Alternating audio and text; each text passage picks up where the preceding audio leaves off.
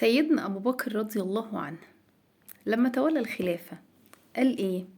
سيدنا أبو بكر وهو من هو؟ قال: يا أيها الناس، هقرأها لكم طبعا.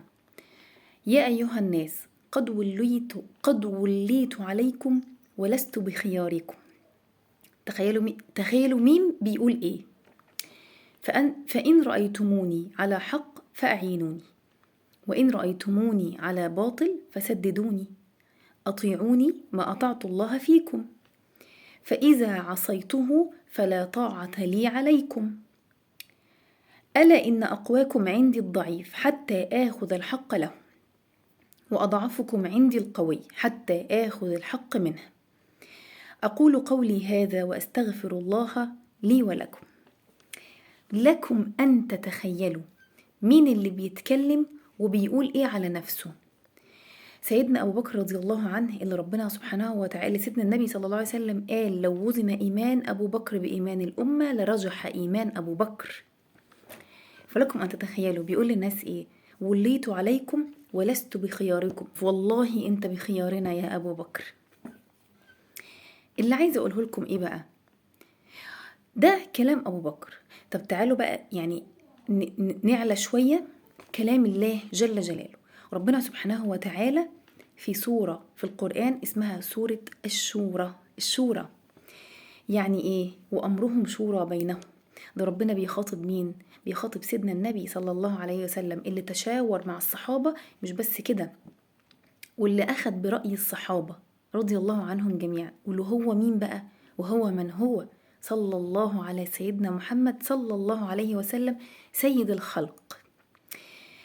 اللي عايزة أقوله لكم إن يجي دلوقتي في وقتنا الحالي لما يعني تلاقي حد بيتصرف تصرف خطأ أو خطأ تربوي أو خطأ أيا كان، لكن هو سنه كبير شوية، أو حد يعني في مركز ومكان مرموق.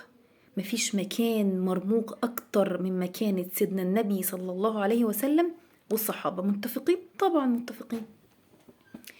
فيجي بقى يتشبث برأيه وهو الصح والناس كلها غلط، وإنه إزاي ده يعني يعترض على رأيي، ومتشبث برأيه يعني متمسك بيه لأبعد الحدود، وشايف نفسه إن هو الصح وكل الناس اللي حواليه غلط، وحتى اللي بينصحوه وحتى اللي استعان بيهم بالخير، يعني حتى اللي مستعين بيهم على الخير، سواء بقى كان في مؤسسة تربوية، كان في مؤسسة أسرية، سواء كان في مؤسسة أي مكان دور، أو أي مكانه في المكان اللي هو فيه.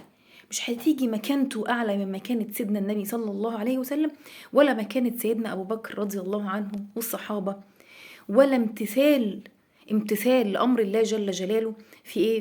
في سورة كبيرة اسمها سورة الشورى.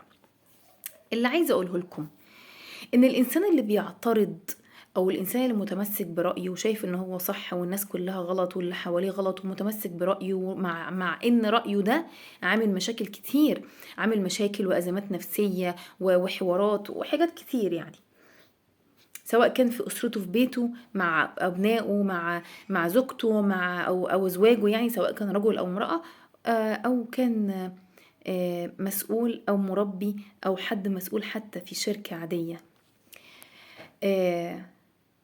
اللي عايزة أقوله بقى وهو راجع قلبك. يعني إيه؟ يعني اللي بيعترض واللي شايف نفسه صح وما حصلش، وإنه ملاك ورأيه هو الصح والناس كلها غلط، مع إن كل المعطيات بتقول إنه هو غلط، وإن المفروض يلين، وإن المفروض يكون عنده مرونة، وإن المفروض يرجع عن اللي بيعمله، كل الكلام ده، ومع ذلك هو متشبث برأيه. راجع قلبك، لأن إحنا كده وصلنا إيه؟ لمرحلة أمراض القلوب. يعني أمراض القلوب يعني أنا كبر. إزاي فلان يعترض على كلامي؟ إزاي فلان يعترض على رأيي؟ إزاي فلان ما يعني إزاي فلان يقول لي إن أنا بعمل حاجة غلط؟ لا، هو أنا صح وكله غلط.